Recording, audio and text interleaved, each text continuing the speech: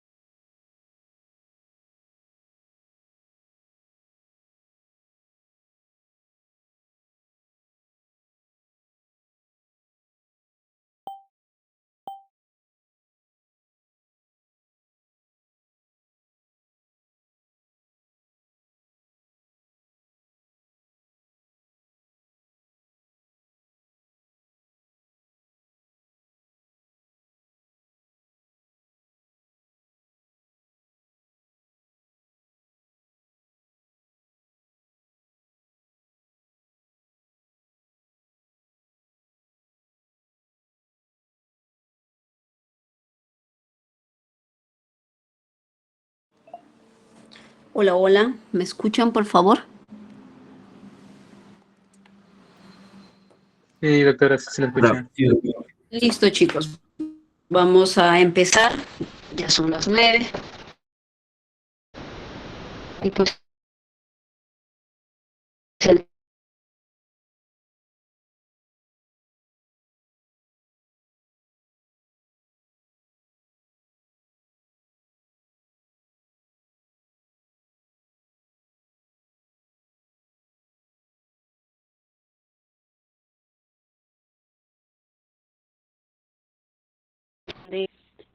Adriano, ¿puedes, por favor, guiarnos en oración para poder empezar? Hola. Ok, doctora. ¿Me escuchan? ¿Se me escucha? Sí, sí te escuchamos. Ok. Bueno, inclinamos nuestros rostros y pedimos. Señor, te agradecemos esta noche por tener a la doctora Tania, para que nos dé un repaso valioso, que nos esté regalando su tiempo para que aprendamos de mejor manera. Cuídanos, Señor, y guíanos en esta carrera bonita. Las enseñanzas de todos los doctores sea de gran provecho y agradecemos esto en nombre de En el nombre de tu Hijo Jesús. Amén. Amén. Bueno, chicos, vamos a yo ya les había compartido y me imagino que todo el mundo tiene el libro de Guyton en la 15ª edición. Eso es como una Biblia en fisiología. Y vamos a hacer un preámbulo general, ¿ya? Un preámbulo general para luego irnos al libro del Néter y terminar con el resumen de lo que es prácticamente la anatomía. Me confirma, por favor, si se ve en mi pantalla. Se ve, doctora. Excelente. Entonces, vamos a poner colorcitos, la clave del color. Bueno, chicos, ¿qué es fisiología en sí, no? Fisiología ya es un proceso en la que el cuerpo demuestra su funcionalidad, pero desde un punto de vista normal, que es lo normal que nosotros esperamos, ¿no? Sin embargo, cuando ustedes pasan a fisiopatología, También la fisiopatología es un proceso por el cual se genera digamos, todo un conjunto de acciones para que éste dé una determinada patología, una determinada enfermedad. Sin embargo, hay situaciones en las que se pueden tornar graves y hay situaciones en las que podemos vivir con esas circunstancias. Y podemos poner un ejemplo, por ejemplo, como en el caso de las hernias, ¿no? Una hernia, por ejemplo, en un inicio no nos genera mayor problema, ¿no? Hasta que recién va creciendo el saquito, ¿no? Va aumentando de tamaño, se pone con su contenido, se va estrangulando y recién puede mostrarse la enfermedad. Entonces, hay enfermedades, podríamos decir, ¿no?, que viven con nosotros y podemos seguir viviendo con ellos sin generar, digamos, alguna alteración en nuestro proceso fisiológico. Como la presencia de un parásito, ¿no? Por ejemplo, la presencia de un parásito, por ejemplo, puede vivir con nosotros, pero no hacer que esto altere, ¿no? Pero a diferencia de otras fisiopatologías que puede presentarse la enfermedad y esta empezar a atacar en su conjunto toda la funcionalidad normal de nuestro cuerpo. Por ejemplo, una insuficiencia renal siempre va con una insuficiencia cardíaca, siempre va con una insuficiencia respiratoria, ¿no? Entonces, la sumatoria de todo esto nos hace posible a nosotros poder analizar todo este proceso fisiológico y fisiopatológico.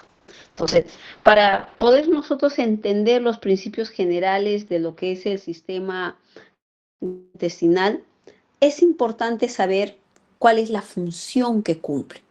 Y la función que cumple, vamos a observar que tiene no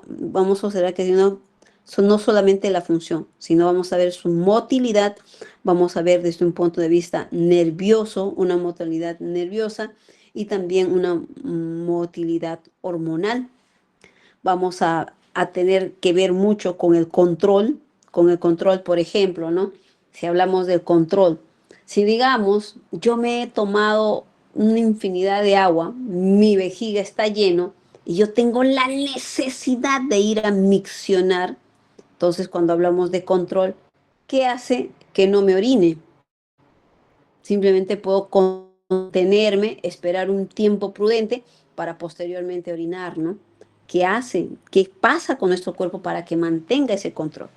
Sí es importante volver a recalcar lo que es la circulación sanguínea, porque nos va a permitir poder captar los nutrientes, pasarlo por ese sistema de circulación de sangre a vena para que estos puedan llevar los nutrientes adecuados a cada célula o el sistema en la cual se genera o contiene todos los elementos sanguíneos para que pueda, digamos, mantener un cuerpo dentro del parámetro normal o dentro de los parámetros fisiológicos normales. Microbiota, hablamos exclusivamente de microorganismos que facilitan a nuestro organismo para su desarrollo y para su crecimiento, evolución y absorción. Entonces vamos a empezar de manera muy general. El capítulo 63 nos habla muy general y vamos a observar que el tracto digestivo lo que va a generar nos va a proporcionar suministro continuo. Este suministro continuo vamos a tener agua, electrolitos, vitaminas, nutrientes. Pero esto, para que nosotros podamos tener todo este suministro que tenemos acá, incluyendo las proteínas, ¿qué es lo que necesitamos? Necesitamos movimiento de alimentos a través del tracto gastrodigestivo, secreción de jugos digestivos y digestión de los alimentos, absorción de agua, varios electrolitos, vitaminas y productos, y luego la circulación de la sangre a través de los órganos gastrointestinales. ¿Para qué? ¿Cuál es la función? Transportar estas sustancias absorbidas. Para que finalmente haya un control de todas estas funciones por el sistema local nervioso y hormonal. Para que exista lo que nosotros llamamos un equilibrio.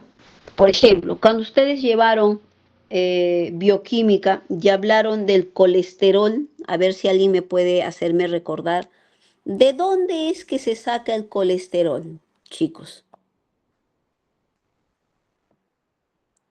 Eso lo llevaron en bioquímica. ¿De dónde sale el colesterol? Y no me vaya a decir el pollo a la brasa. ¿De dónde sale el colesterol? Ya, otra pregunta. El colesterol. ¿Qué forma el colesterol? ¿Sirve para formar algo?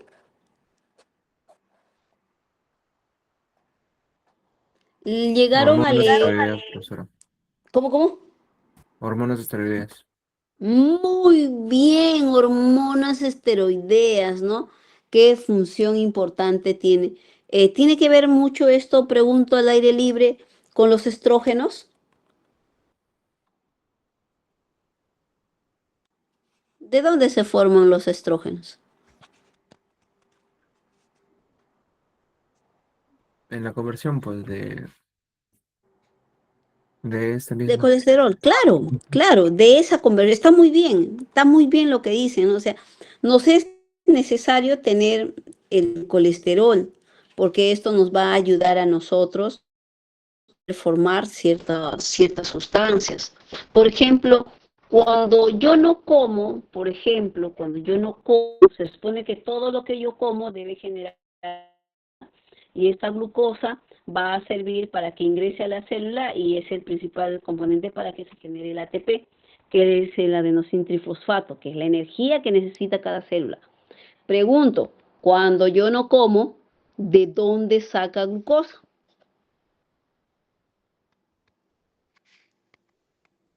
¿Llegaron a hacer en algún momento gluconeogénesis? Ah, el glucógeno. Ah, ya, de piruvato. Va a ser de Van a piruvato. necesitar, van a necesitar recordar cada uno de estos porque lo vamos a necesitar a posteriores para que cada uno de nosotros podamos ir viendo desde el punto de vista fisiológico. Pero esto no se preocupe si no recuerda, pero sí necesita recordarlo. Significa, chicos, por cada pregunta que yo haga y no responder, está bien, no se preocupe, pero que esto de acá le sirva para que usted vaya a descubrir lo que se ha querido decir ahora.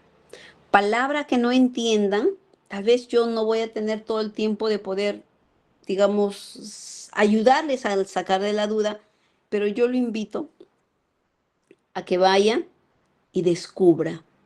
Y ahora con tanta información que tenemos en la IA, en el mismo libro, vaya, yo le invito a eso. Y así usted no se va a olvidar.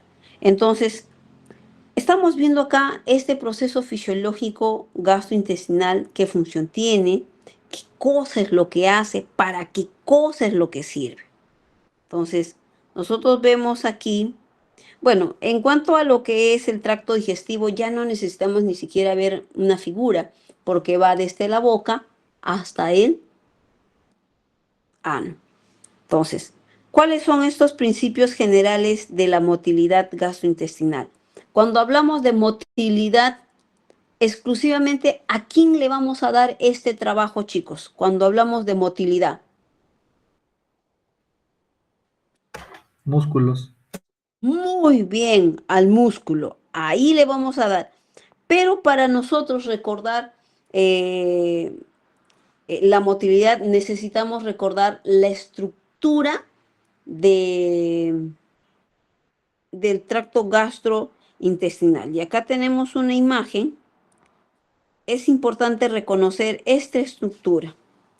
La serosa, el músculo longitudinal, el músculo circular, la submucosa, y aquí tenemos una mucosa del músculo y se van a acordar por qué, la misma mucosa para luego llegar al epitelio.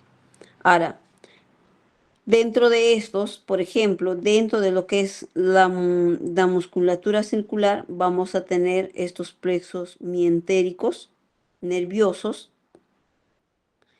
A nivel de la submucosa, vamos a tener el plexo de Meissner, vamos a tener este plexo, pero también nos va a ser de gran importancia la presencia de glándulas submucosas. Esto es prácticamente la estructura de todo lo que es las capas que conforman el tubo digestivo. Y aquí, serosa, una capa longitudinal que es muscular, una capa circular que es exclusivamente músculo liso, la submucosa y la mucosa. Muy bien. Cuando hablamos de motilidad, como ustedes mismos nos han dicho, hablamos de músculo. Y para eso necesitamos saber qué tipo de músculo es la que presenta lo que es todo lo que es el sistema gastrointestinal. Y acá tenemos la actividad eléctrica. ¿Qué tipo de musculatura es? Músculo liso. Ah, pero pregunto para el público. ¿El esófago en toda su trayectoria es músculo liso? No, No. no digamos estriado. Muy bien. ¿En qué parte del esófago es músculo estriado? Es la parte superior. En la parte superior, o sea, el inicio, ¿no es cierto? ¿Y por qué será músculo estriado?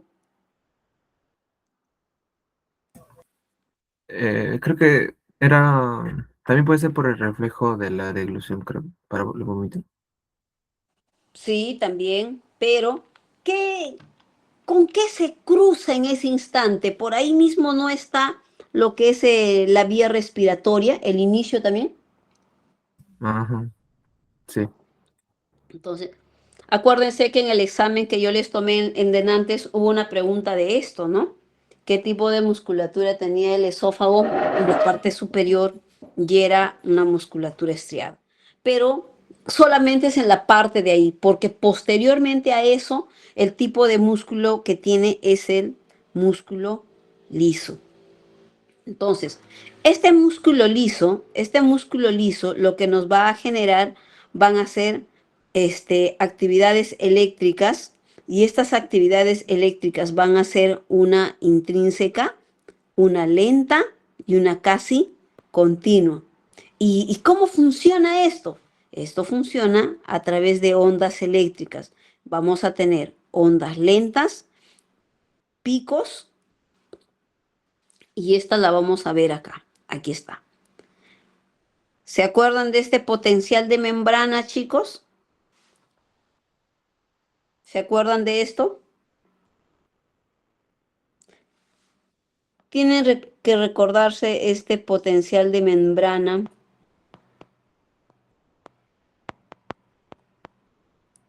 Porque este potencial de membrana lo tienen que tenerlo al dedillo, porque esto les va a ayudar a la polarización, a la despolarización, y tiene que ver mucho con la bomba sodio-potasio. Entonces, más o menos aquí hacen una representación del peristaltismo gastrointestinal a través del potencial de membrana. Hay un periodo de descanso donde vamos a tener ondas lentas.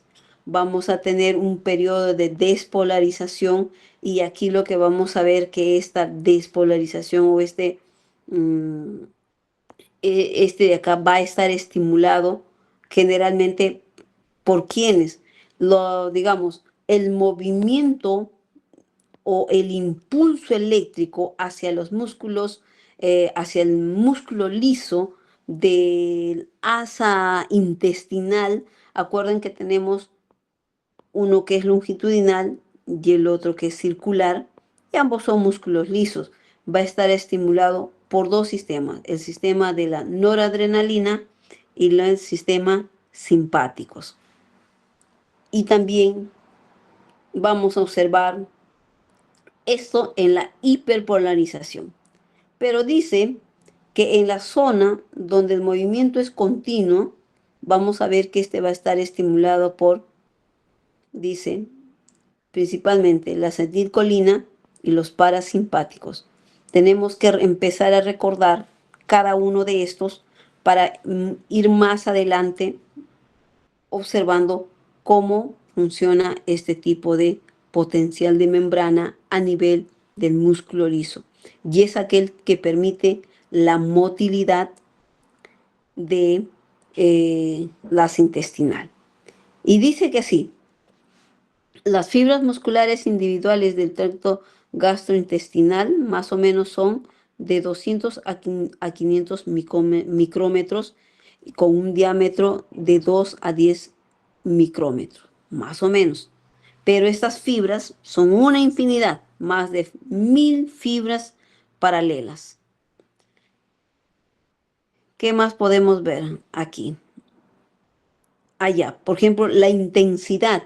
Miren la intensidad. Es importante recordar la intensidad que va de 5 a 15 milivoltios y una frecuencia variante según de entre 3 a 12 milivoltios.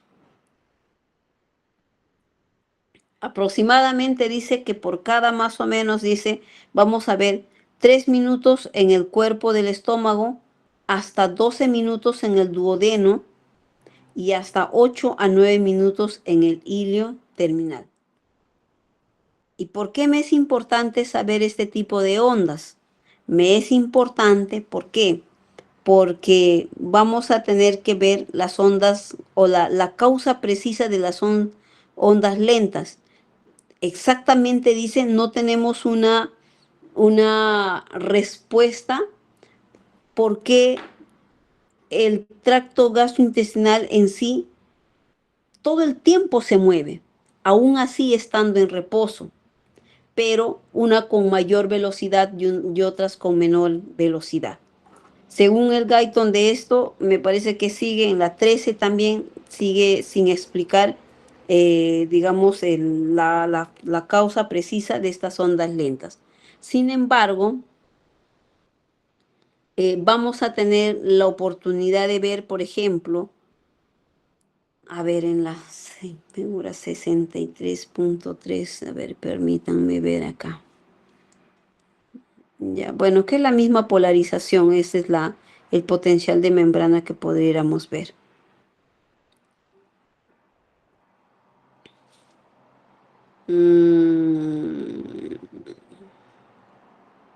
Ya. Aquí, chicos, cuando nosotros vamos a ver estos cambios de voltaje en el potencial de membrana en reposo, y miren aquí, para yo poder explicarles cómo funciona. Es importante, dice, en las fibras nerviosas. Por eso que el doctor decía, tanto el sistema nervioso como el sistema de circulación es importante. Dice, en las fibras nerviosas los potenciales de acción se deben casi en su totalidad a la rápida entrada de iones. ¿Qué tiene que ver esto? Tiene que ver con la entrada de sodio y también con la... A ver, acá, si es que más no recuerdo, lo vi acá, espéreme. Aquí lo tengo yo. Ya, tal vez para que me puedan entender más o menos, este gráfico que ustedes ven acá es un gráfico de cómo funciona la motilidad gastrointestinal, ¿no? Por ejemplo, contracción, relajación, pero el peristaltismo está en función a eso. O sea, ¿qué pasa con el bolo alimenticio? El bolo alimenticio ingresa, ¿no? Y el movimiento peristáltico hace como que constantemente lo envuelva de manera circular.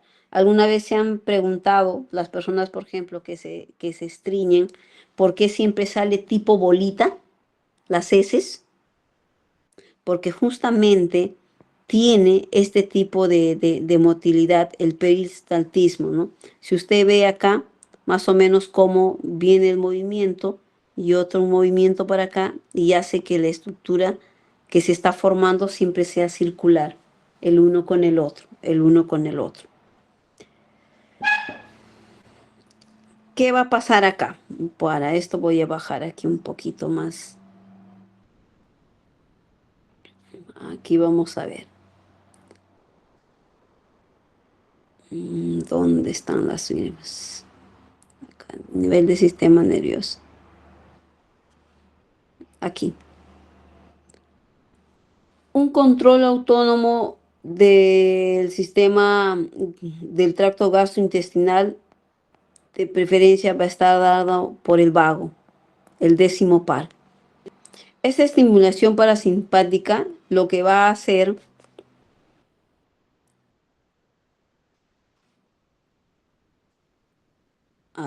estas fibras lo que van a generar, van a proporcionar una inervación extensa. ¿A dónde? Al esófago, al estómago y al páncreas. Algo menos a los intestinos hasta la primera mitad del intestino grueso. Estas fibras parasimpáticas que se van a dirigir desde la región bucal y la faringe. ¿Qué función va a cumplir este sistema parasimpático sacro?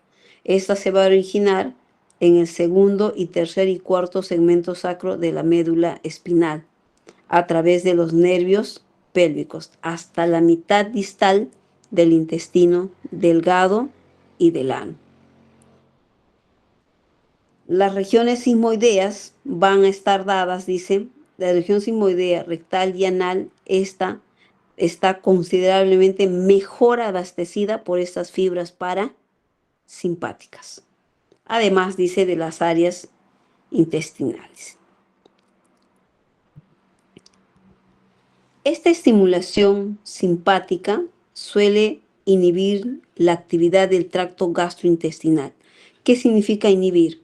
Es como si tú estimulas, es como si tú empujas algo, inhibes cuando dejas de empujar. Y aquí prácticamente está viendo que se origina en la médula espinal, entre los segmentos T5 a TL2, en la mayoría de las fibras, es lo que nos menciona.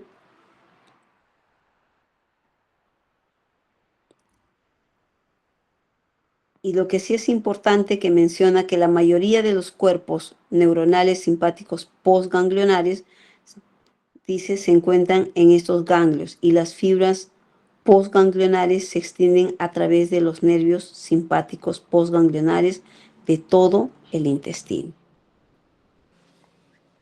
¿Y para qué nos va a servir? Porque esta de acá, lo que va en su totalidad, lo que va a generar es la estimulación del sistema nervioso simpático, quien va a inhibir la actividad gastrointestinal.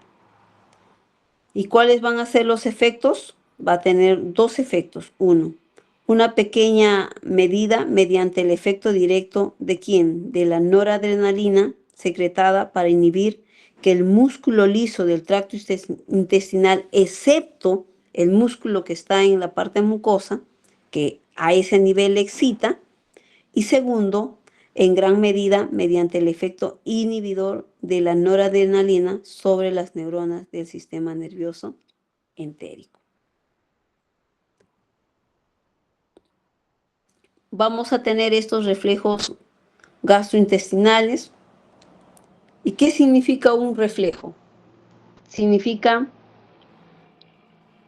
que actúa sin que nosotros tengamos que decirle responde. Por ejemplo, cuando yo hablo, no puedo comer.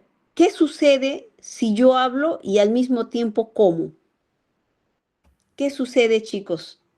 Me atoro con la comida. Muy bien, te atoras, porque probablemente el contenido que estás tú comiendo puede ingresarse a la vía respiratoria, por eso te atoras, por eso te genera un reflejo de tos. Entonces, los reflejos gastrointestinales ya están dados, o sea, ya nuestro cuerpo, ya no hay necesidad, es como al pulmón, ¿no? Oye, pulmón, respira. Nadie se levanta diciéndole al pulmón, respira. Lo mismo pasa con el corazón y lo mismo pasa con el tracto gastrointestinal. Por ejemplo, así funciona. Imagínense su comida más favorita, ¿ya? Mi cerebro, con tan solo imaginarlo, o tal vez ver una foto, ver algo de lo que a mí más me agrada, manda una señal al cerebro y el cerebro envía sus señales al estómago y dice, oye, quiere comer su pollito a la brasa. Empieza a segregar ácido clorhídrico en un 10%. Porque otro estímulo para que haya la producción de ácido clorhídrico es que cuando yo ya estoy masticando la comida, envíe un mensaje al cerebro y diga, está comiendo y empieza a generar ácido clorhídrico. Entonces, los reflejos gastrointestinales prácticamente actúan sin la necesidad de que nosotros tengamos que darle la orden. Simplemente ellos ya responden al estímulo que se está presentando. ¿Y el estímulo qué puede ser?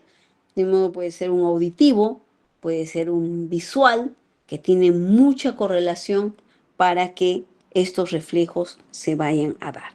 Entonces, vamos a observar, por ejemplo, que tenemos un reflejo que se integra completamente al sistema nervioso. Profesora, disculpe.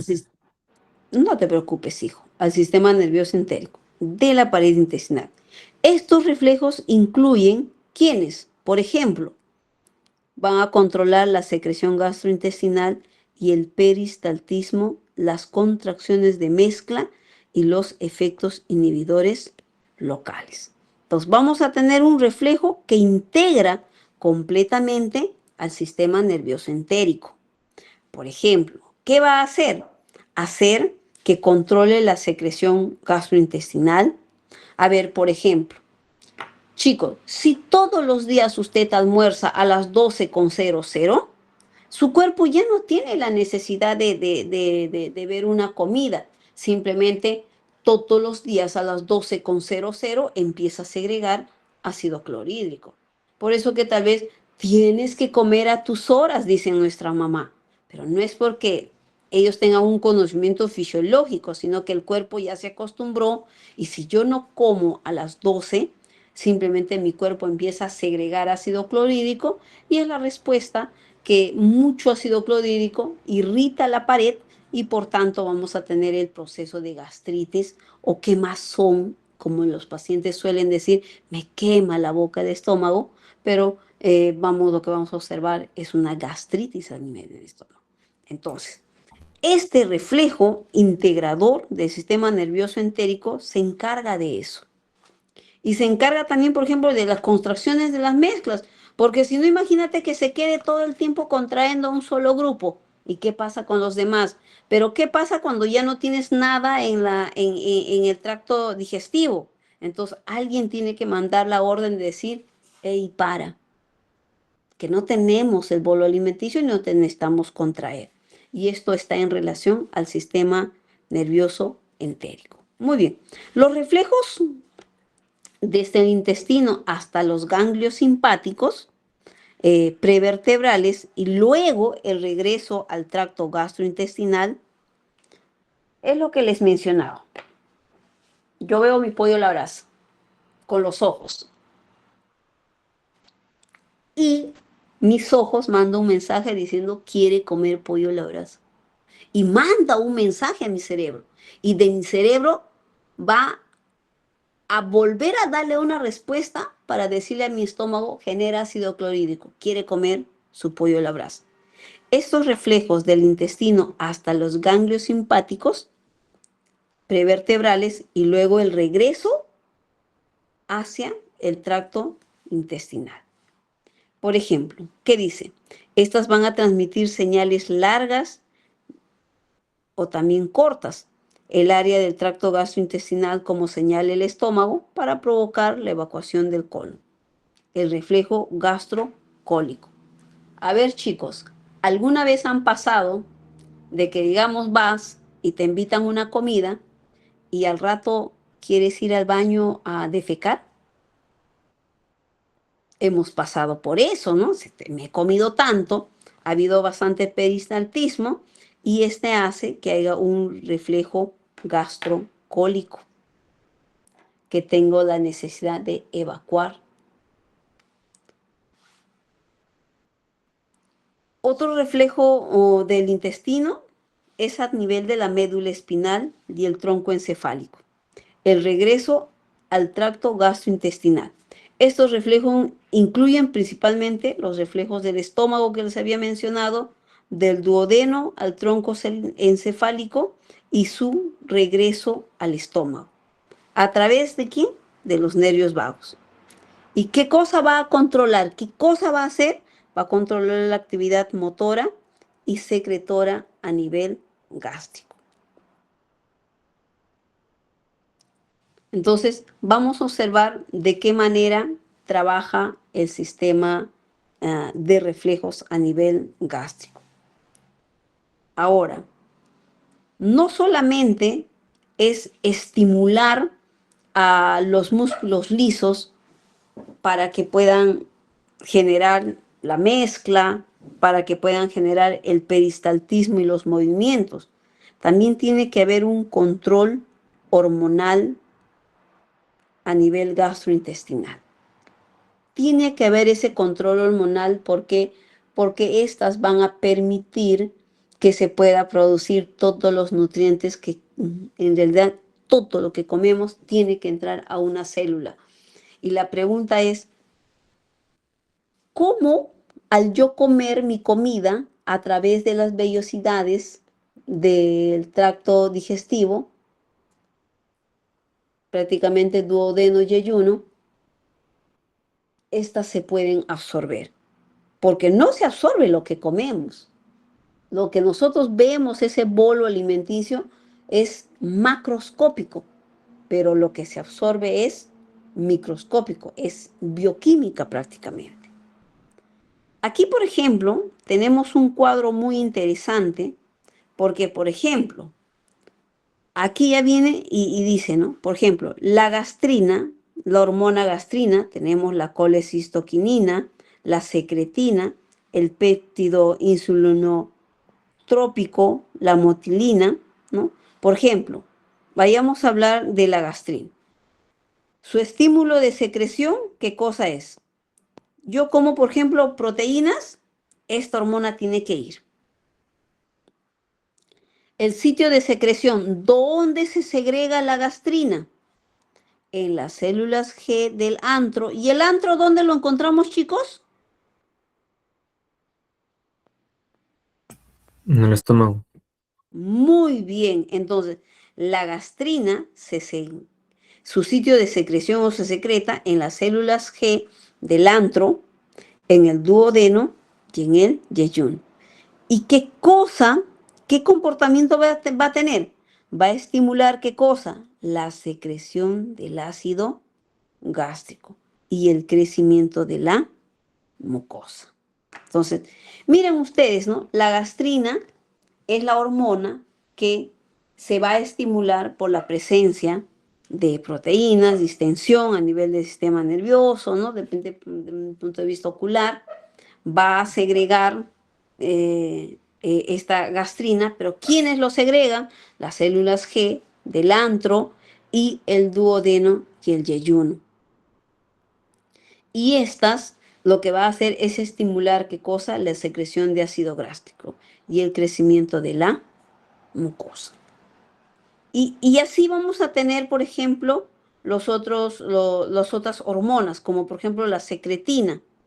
Su estímulo es el ácido. Entonces, ¿quién lo segrega? Las células S del duodeno, del yeyuno e el hilo.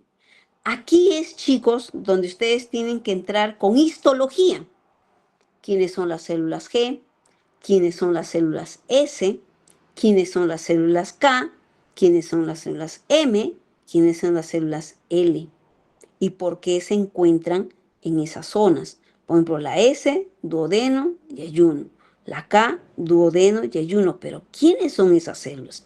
Eso necesitan ustedes investigar para que usted histológicamente pueda descubrir y decir, cuando yo encuentre la célula S, esta me estimula o la hormona que va a encargarse de este estímulo es la secretina y lo que me va a hacer, por ejemplo, ¿no?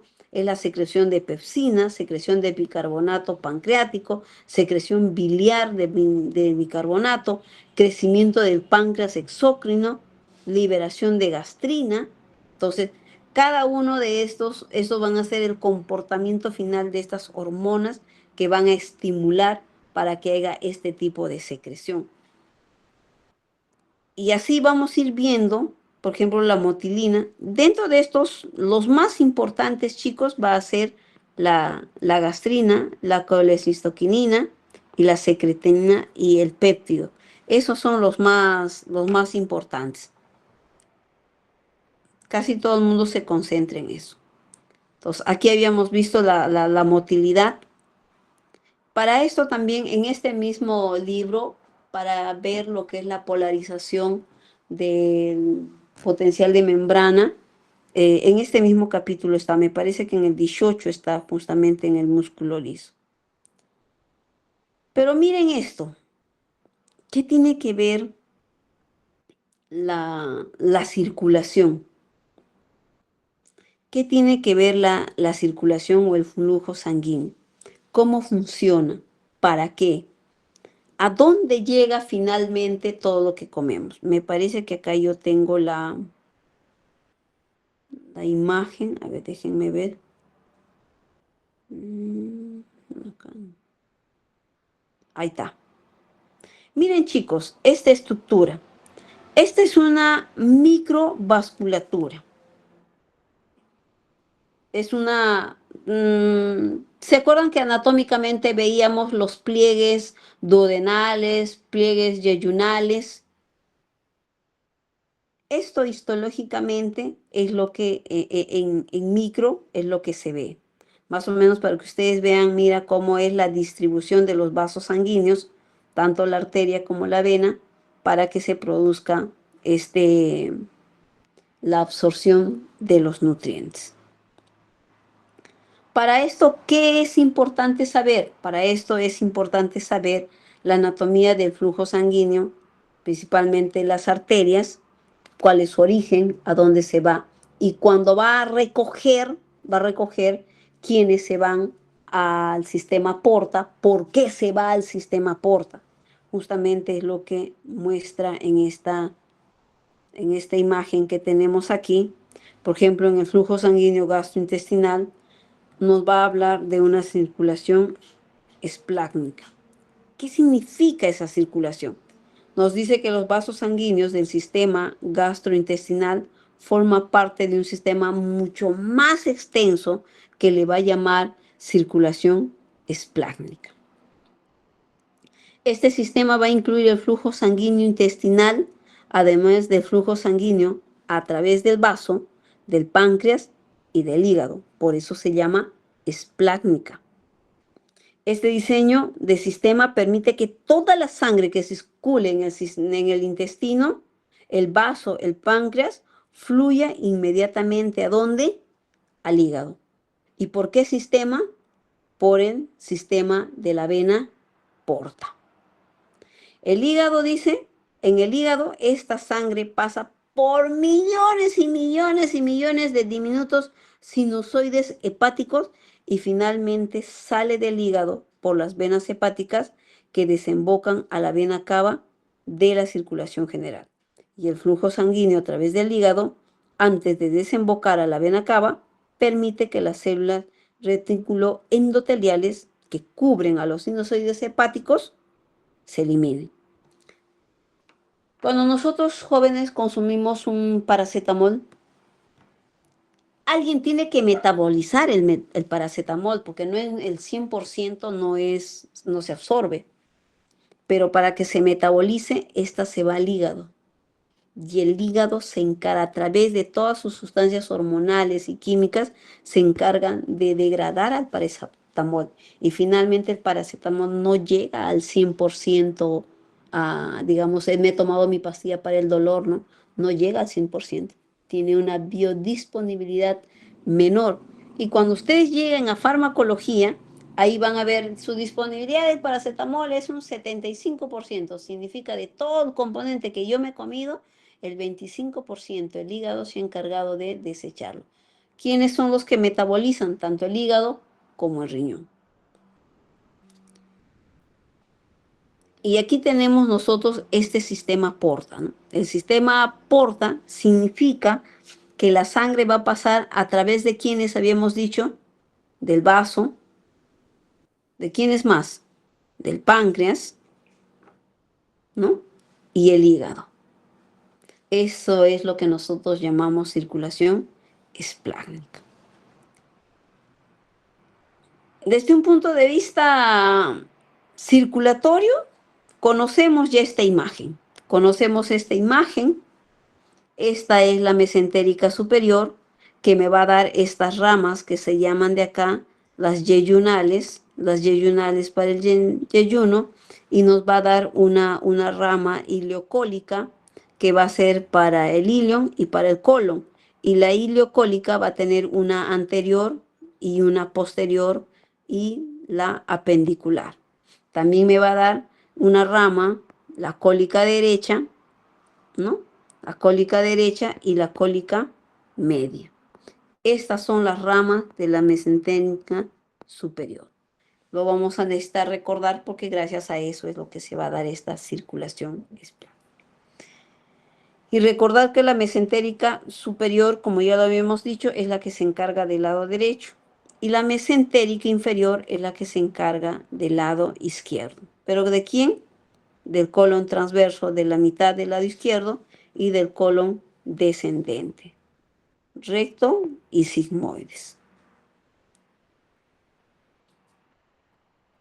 Aquí sí es importante saber el control nervioso del flujo sanguíneo gastrointestinal, que va a estar dado siempre, siempre, dice, este aumento del flujo probablemente se deba a la mayor actividad glandular, no a un efecto directo de estimulación nerviosa, la estimulación simpática.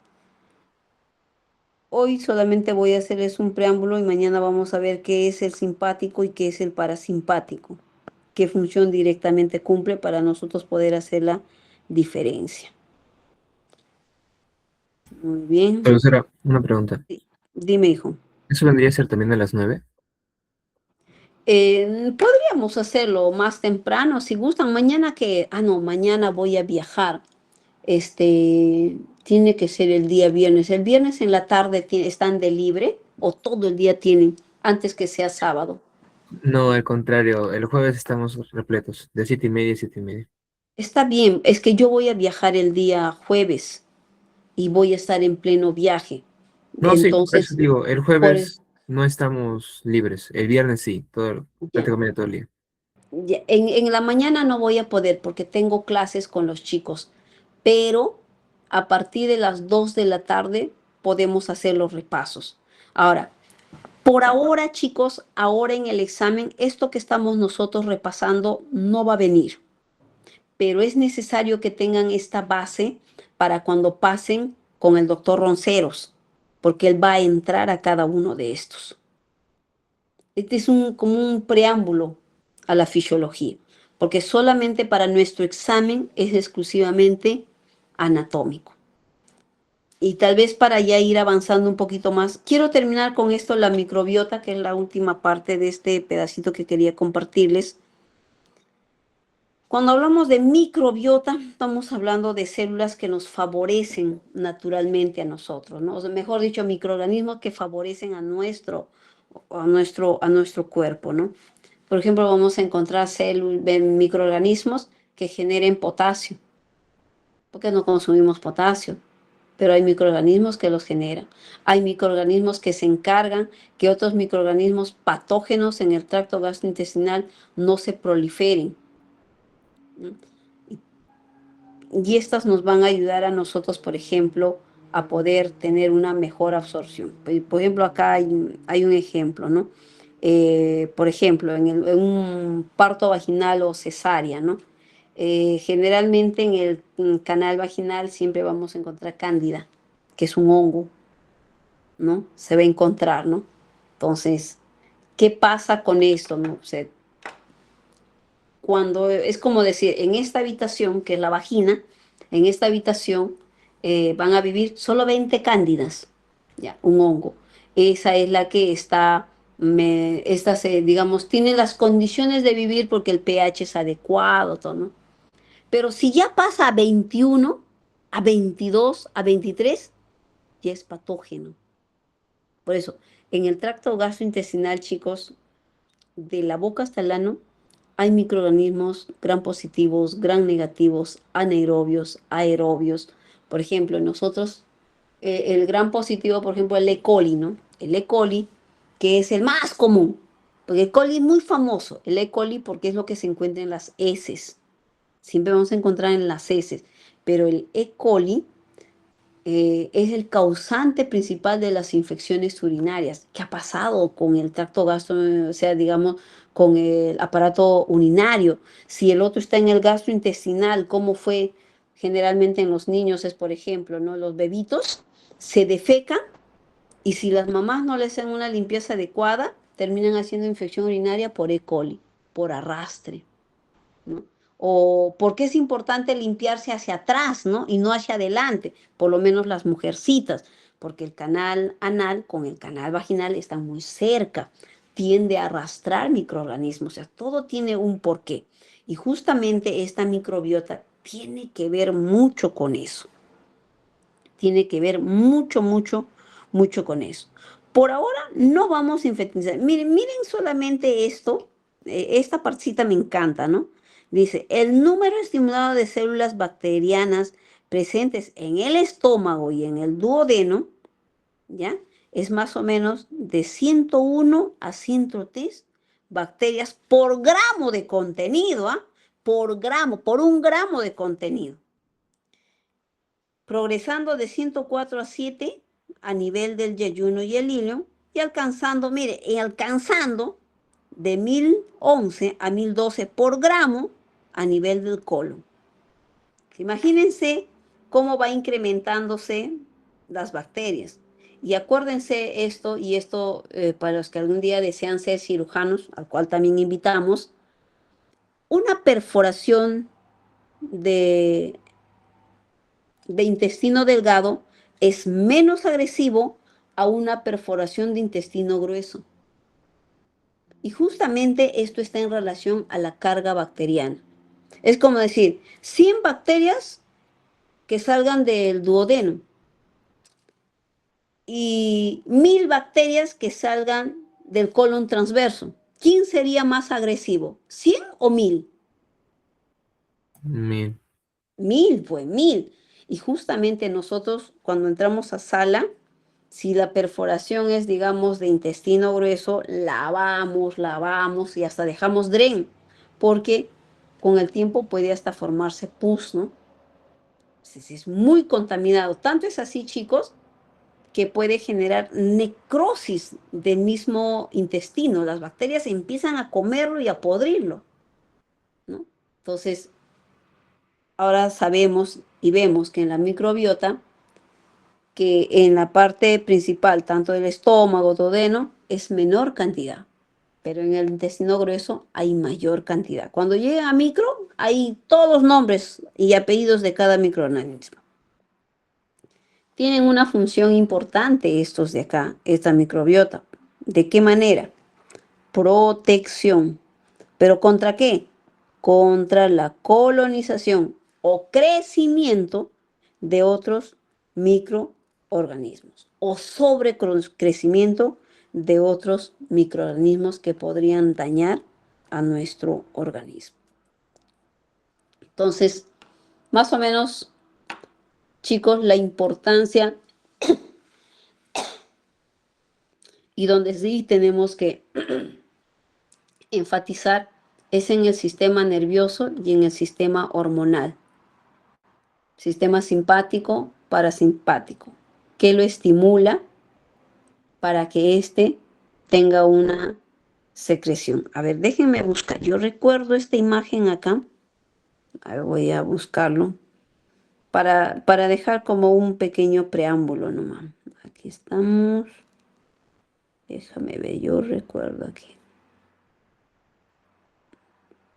Acá.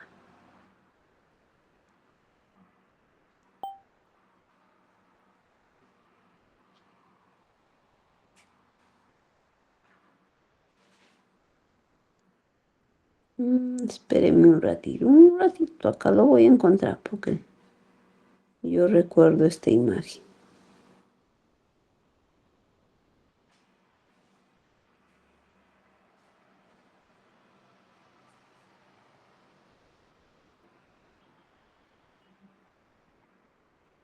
Cuando lleguemos a, y necesitamos revisar, ¿no? Mucho más arriba, sistema nervioso.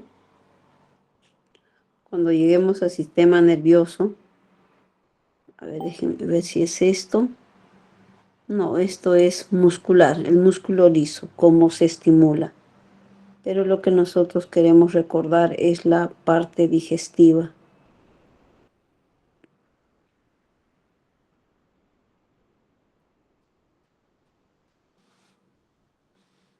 Ya. ¿Se recuerdan esta imagen? ¿Qué cosa es esto, chicos? Hola. Ah, bueno, ¿me ¿Se ayudan? acuerdan de esta imagen en el cerebro? Ujú. ¿Cómo se llamaba este de acá que estoy pintando de amarillo? Sí, sí. Silvio. Este que está acá, ¿cómo se llamaba? Rolando. Rolando. Muy bien. Porque ahora, ¿se acuerdan a qué nivel estaba el área de Broca y de... ¿Y qué función? 44, 45. Muy bien, ¿no? 44, 45 estaba, creo, me parece por acá. ¿Mm? ¿Por qué les digo esto? Porque mucho va a tener que ver, a ver, a ver, bueno, no es lo que quisiera mostrarles porque no encuentro la figura, pero es algo así muy parecido, ¿no? El estímulo está dado con una plumita en el dedo. Ya, para reírme, ¿no? Para reírme. ¿Cómo funciona? Este es el primer ganglio y atraviesa. Pero miren esto, empieza con el lado, digamos, este es el derecho y el izquierdo. El estímulo está en la mano derecha. Empieza por el lado derecho, luego atraviesa el lado izquierdo y es el lado izquierdo quien manda el estímulo al cerebro del lado izquierdo. Se llama ipsilateral. Lo que me suceda en el estímulo de mi mano izquierda, mi cerebro del lado derecho lo va a responder. Y lo que sucede en estimulación de mi mano derecha o de mi cuerpo o en mi cuerpo del lado derecho, mi cerebro del lado izquierdo lo va a responder. Vamos a ver, no encuentro mi imagen que he querido mostrarles, pero igual, chicos, por hoy quería hacerles ese pequeño preámbulo. Es un preámbulo de cómo más o menos funciona el sistema nervioso. Esto de acá no viene en el examen, porque nuestro examen para nosotros en este primer examen es full anatomía. Entonces, para el día viernes en la tarde, ojalá que pudieran estar para poder hacer un repaso de este cavidad oral, esófago.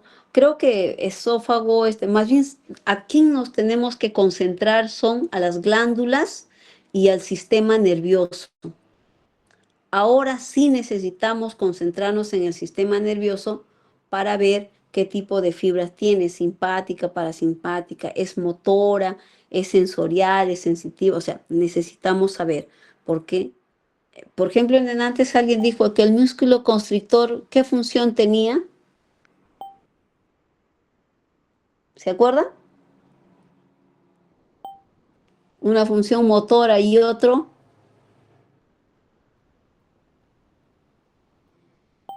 Ya ven, falta.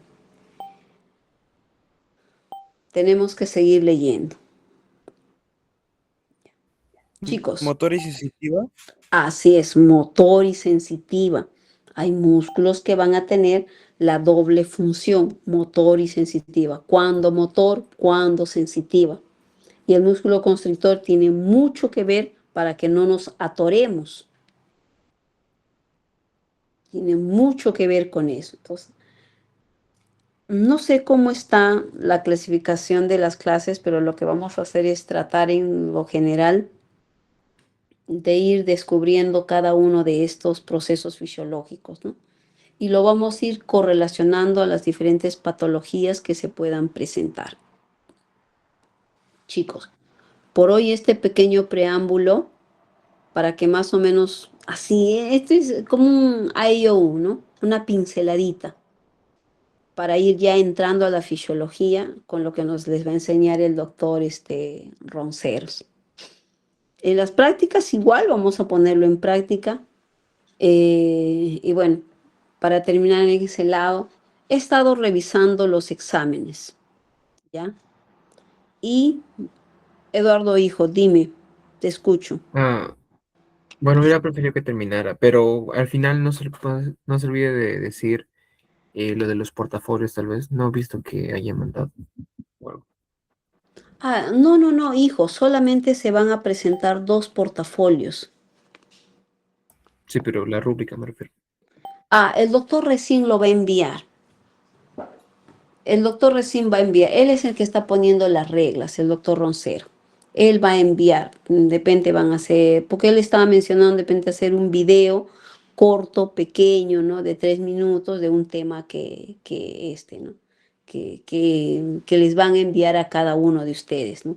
Que son dos portafolios. Y el portafolio es el 6% más o menos. Ahí les he compartido el sílabus. No sé si estará al 100% ya, digamos, elaborado, porque es lo que las chicas me han enviado para que ustedes puedan ir, digamos, teniendo ya más o menos en qué consisten las calificaciones. Y antes que se me vaya, en el examen que han dado hoy día, que lo he compartido a vuestro compañero y también lo he compartido las claves, ¿no? Para que ustedes puedan ir viéndolos. Hay buenas notas, chicos. He visto en su mayoría, he visto notas, o sea, lo he calificado según el puntaje, ¿no? Que teníamos, creo que 27 preguntas, ¿no? Entonces, yo le he puesto un punto por cada uno, ¿no? Ya 27 puntos, ¿no? Entonces, he encontrado en un promedio de 20, de las 27, 20 han respondido bien. Pero también podríamos decir que un 1% del salón ha respondido menos de 8, ¿ya? Y yo solamente quiero invitar, ¿no? No sé quién será, y qué bueno que no me acuerdo del nombre, pero sí quiero pedirle que estudie la parte anatómica, que estudie la anatomía, porque nos es necesario reconocer macroscópicamente la estructura a la cual vamos a ir a conocer en su ámbito fisiológico. Entonces, vamos a ir preparándonos y vamos a ir avanzando. Entonces, el día lunes nos encontramos en la clase, pero el día viernes a las 3, antes de en un par de horas podría ser de 3 a 5 para hacer un recordatorio de tu anatomía. ¿Estaría bien? Sí, por mí perfecto. Ya. Entonces, chicos, quedamos de 3 a 5, más o menos para que ahora cada nombre raro, chicos, que hayamos escuchado hoy día, simpático, parasimpático, peristaltismo, descúbralo. ¿Qué significa? No se quede sin no, mira, tocó este tema la Miss, ¿para qué es? Porque es ¿Saben cuál es la ventaja de la IA ahora? Antes teníamos que buscar un libro, otro libro, en cambio ahora usted pone el nombre y la IA le va a sacar. Pero asegúrese, acuérdese que la IA pues tiene su nivel ¿no? Su nivel digamos, ¿cómo diríamos? De no exactitud, ¿no? No tengo el nombre preciso en mi mente. Entonces, procure buscar un libro. Más bien quiero preguntarle, chicos, ¿a ustedes les han dado el link de las revistas para ver estudios de casos clínicos? ¿Les han dado?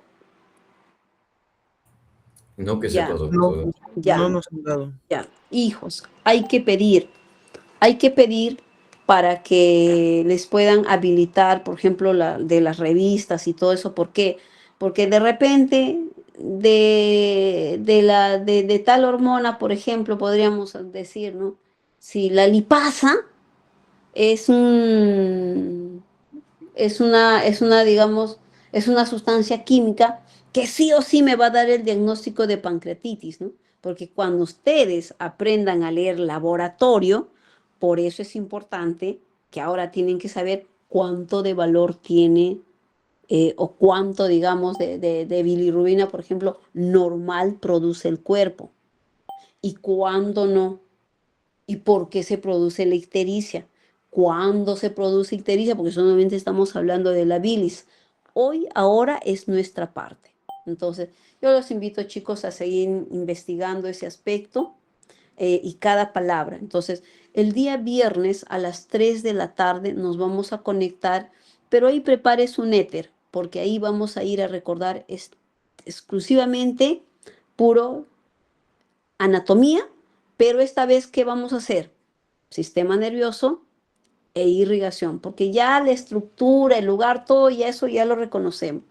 Pero para los que tal vez estén ahí un poquito fríos con la parte anatómica, yo le invito a repasar, chicos, yo le invito a repasar.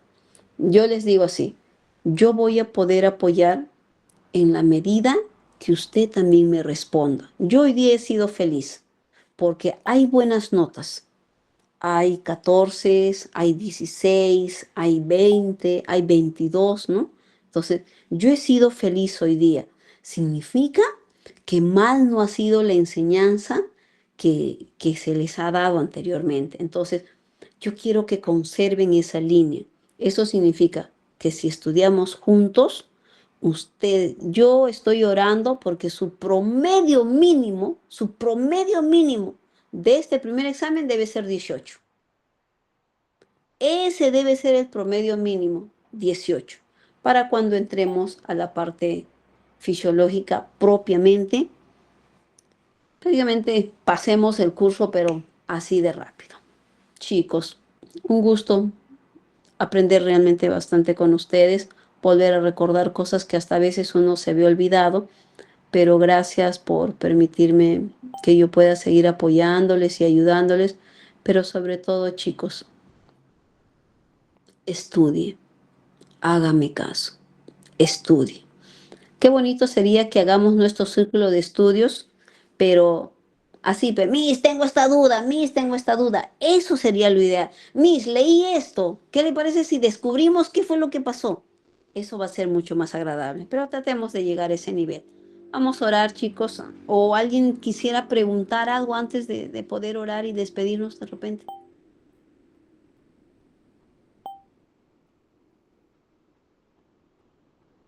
¿Ninguno? Doctor, una consulta. Dime, hijo.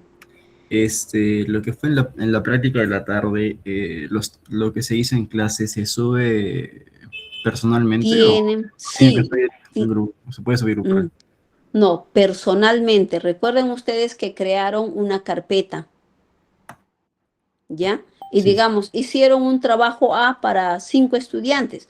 Ese mismo trabajo deben tenerlo los 5 estudiantes y lo tienen que subir, chicos.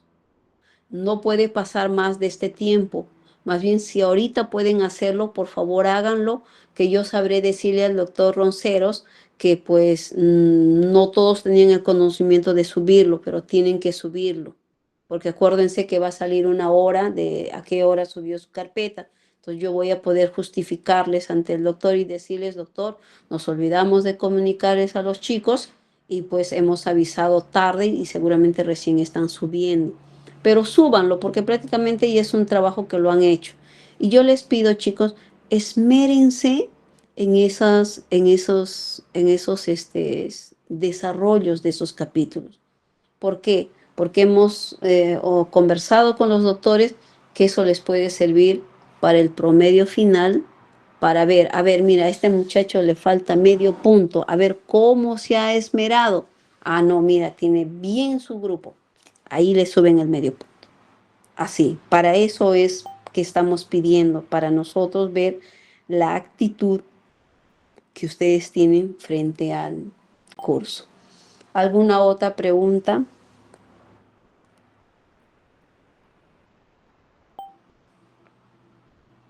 Bueno, creo que no. A ver, no tengo los lentes.